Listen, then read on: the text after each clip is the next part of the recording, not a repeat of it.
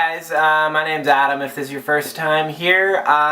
Today we're going to be getting back to basics. One of the sort of backbones of this channel is movie discussions, and today we're going to do another one. I've kind of been a little tied up in the last long while with VidCon and getting ready for VidCon and now editing videos for VidCon, but gonna make movie reviews or movie discussions, as I like to call them, a priority for the next little while. So this week's pick is Scaramouche. This is a Easy Chair Reviews pick. Easy Chair made this pick on a really short notice, so we really appreciate it.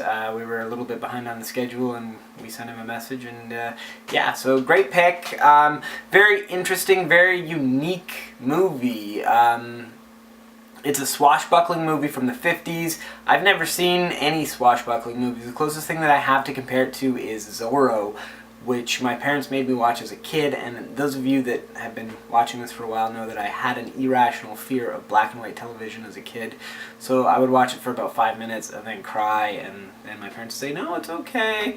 And then, yeah. So, but that's really all I have to compare this to. This was like nothing I had really ever seen, to be honest. A lot of really cool things in it. I really like the fact that there was two love interests.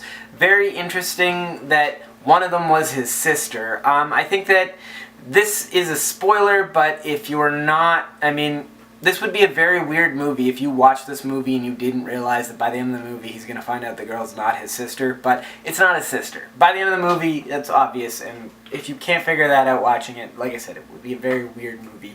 I think that it's very interesting because most movies these days have just one love interest, and there's usually maybe like a girlfriend or a boyfriend or whatever that kind of has to be put out of the picture, and you know that they're not going to last. But I thought that this had a very strong like possibility of either one of them being the one that he ends up with in the end.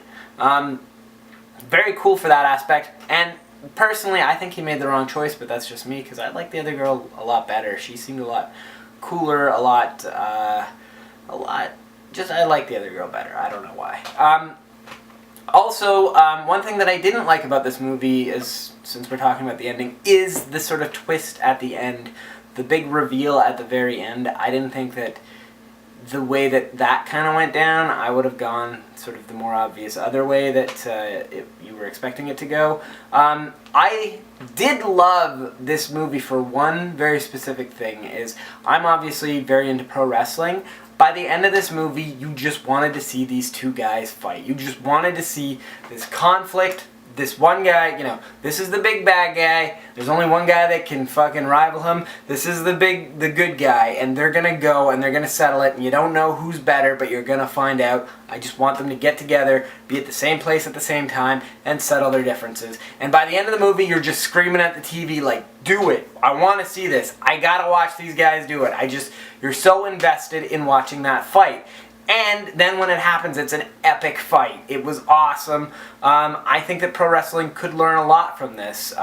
There's a very straightforward formula that is often done in pro wrestling. That's been abandoned. A lot of times it's sort of get these guys in the ring as often as possible and then have a big pay-per-view, which doesn't make any sense. But when you have to mass produce things at the frequency that they're doing now, I guess that's the only formula that they've got. But back to this movie. So the name Scaramouche comes from Commedia dell'arte. It's a character within Commedia dell'arte. During this movie, the character joins a Commedia theater group. Personally, I think if this movie was done now, this part of the movie would probably get cut. A lot of it, I don't think it has a whole lot to do with the rest of the movie, other than the fact that it's named Scaramouche, and the very ending scene kind of ties into it. Like I said, I think it's very sort of secondary storyline, and if this movie got made now, I think the Scaramouche parts wouldn't get put in.